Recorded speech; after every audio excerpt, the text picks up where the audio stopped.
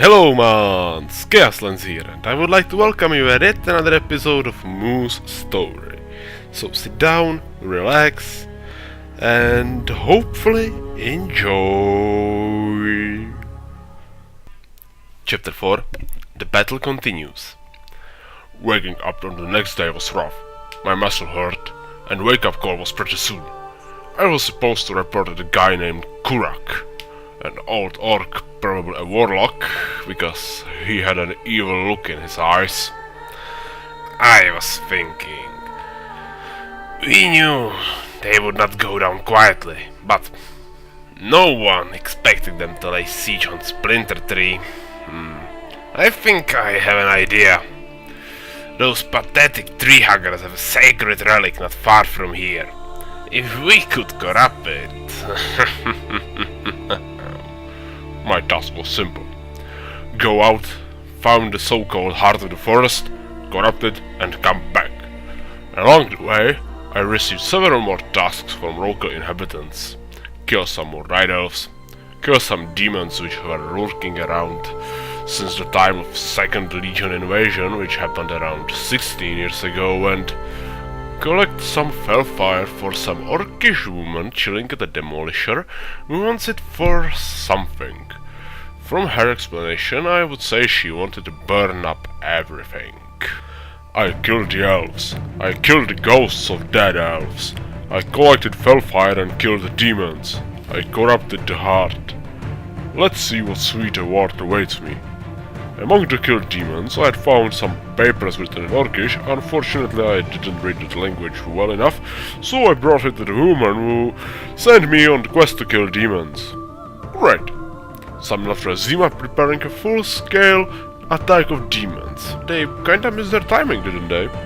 Instead of coordinating with the main force of the Burning Legion, they decided to wait for their defeat and attack now?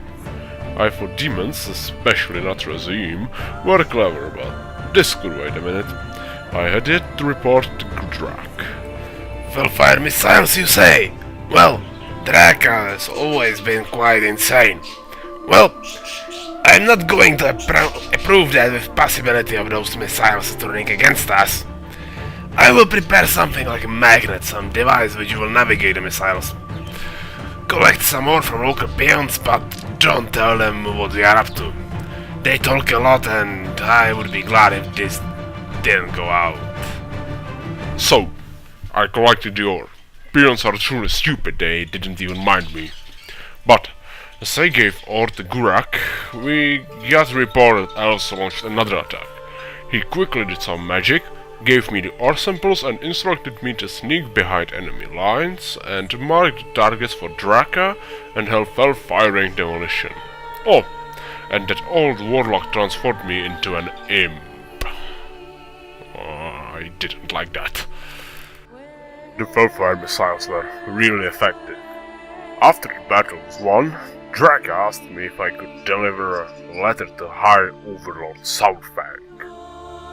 You know, Mr. Moose, perhaps I screwed something up. We have won, yes, but High Overlord is strongly against any kind of messing with demons.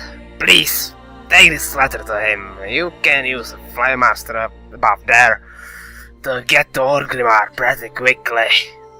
I took the Flagmasters right to Orgrimmar. These wyverns are really agile animals, we Highmountain taurens are pretty heavy and they had no problem with carrying me. Once I'd arrived to Orgrimmar, I took the leap of faith again, shortest way to Gromashhold, you know. This time I, well, died. Surprisingly though, I woke up as a ghost. And another ghost was next to me. You have died. You should not take a leap of faith while mounted on a turtle. Thankfully, no adventurer truly dies. When you die, you return to us, the spirit healers, former Valkyr who did not agree with Helia's curse of action millennia ago. Find your body and return it. Or, me or one of my sisters can resurrect you. But that has a catch. You will feel really sick and weak for about, well, 10 minutes. I thanked the spirit healer and went to find my body. Thankfully, the spirit version of Orgrimmar looked the same as the real Orgrimmar, so it was not that hard for me to navigate. One quick lift to the Fight Master, one quick leap of the Fate, thankfully spirits can't die, back to my body, and quickly to the High Overlord. This woman, Draka, needs to mind her step. She plays with powers she cannot possibly understand, but this Gurak... I sense foul things about this one, and my instincts are rarely wrong. I think he's more than he seems. Manipulating fell like he did is dangerous for even a skilled warlock. Find him and tell him the Horde doesn't want anything to do with him. Of course, go there, say that, then if it is, go back and tell him to fuck off. Great! I am not an adventurer, I am a postman. I have arrived back at Splinter Tree Fortress. Sourfang is involved? Well, then there is only one thing to do. I am afraid you overgrown your usefulness, said Drak as he transformed into a demon. I killed the demon. Finally, this big Doomguard was quite a challenge. Night elves and lesser demons were nothing, but he was constantly summoning many fellhounds, bane of any spellcaster, throwing some fireballs at me, and he hit pretty hard. Oh, it was a glorious fight, but my elemental powers vastly outpowered his fell powers. I can't wait to tell my future kids this story. Then I have returned to Orgrimmar to report to Sourfang with what happened. He was pleased. Considering I was already in Orgrimmar and it was already late evening, I was also pretty tired. I sat down in one of the inns. This was a pretty good day. The next day, I decided to try those dungeons the elemental spirit spoke about earlier. Dreadlords could wait 16 years, they could definitely wait a few more hours or days. I decided to be that healer. As everyone, I also want to be loved. So I looked deep inside me, under the place I adjusted that one talent, found out the healing specialization, concentrated on it, and after around 10 seconds, I achieved what I wanted. The switch of specialization. Oh boy, I felt so thirsty. I ran to innkeeper and brought some juice. Oh, if this was what it takes. Every time. Screw specialization switching. Next step was to connect to the web adventures. Heck, that was a hell of searching, that place was so well hidden. But I managed to pull it off. Okay, I connected and... Now what? Should I wait? Probably. I didn't want to ask Spirit again. Last time he was quite pissed for asking stupidity. And all of a sudden, I was sucked into some huge vortex. I fell through the twisting nether. I don't know how long it took, but then I appeared in a place, in a cave, and in my mind I knew it was called the Wailing Caverns. I was there with 4 more people. Tauren Druid, Troll Warlock, half naked.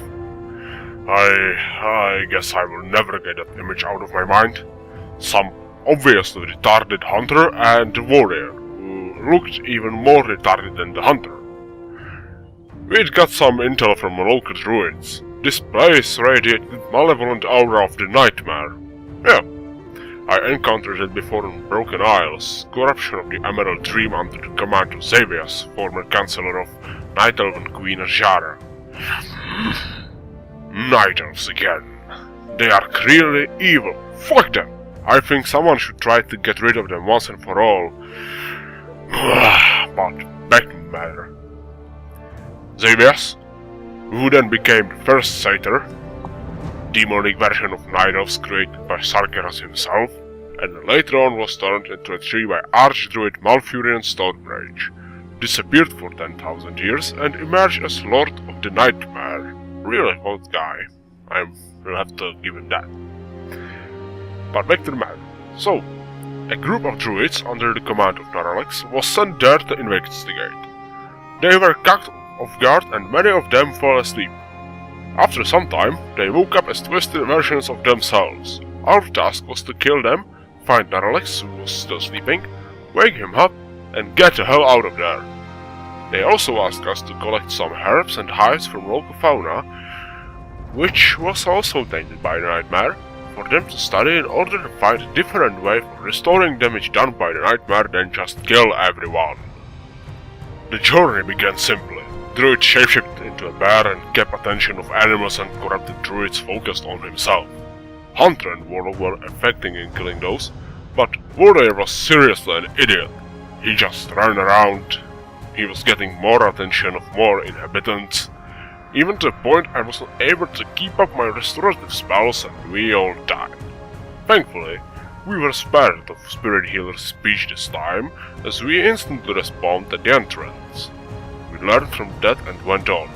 Warrior thankfully stopped acting like a stupid peon and he actually did something useful, but then we arrived at a room where Lord Serpentis and some sponge-like monster were. We started to fight with Lord Serpentis. He was not much harder than any other druid in the area, but then Warrior headlessly charged at the Sponge Master. He, of course, immediately died, fucking idiot, and all of a sudden disappeared from our fighting party. After some rough fighting, we managed to put both Monster and Lord Serpentis to rest and headed back to the druids at the entrance. I see the caverns are clear. Let's proceed to Naralex. He is in the chamber up above there. Insulted as one of the druids, only tauren in this expedition. He cleansed the caverns of Nightmare's influence and began awakening Naralex. In that moment, some servants of the Nightmare started to pour in. We were having quite a hard time not to get outnumbered by them. And then, when the battle seemed won, a giant Murloc appeared.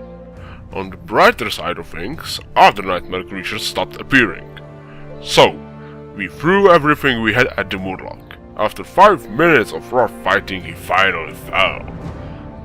Naralex woke up as, "I am awake! I am awake! Thank you, heroes!" He transformed into a raven and flew away through a bloody wall. We adventurers thanked one another, disconnected from the network. It was nighttime again. It was time to go sleep again. I will leave Dreadlords to another day. And that's probably all for today's video. So, if you have liked this video, give it a like. If you have disliked the video, well, dislike it. And use the comment section down below to tell me what exactly you did not like, please. The feedback helps a lot.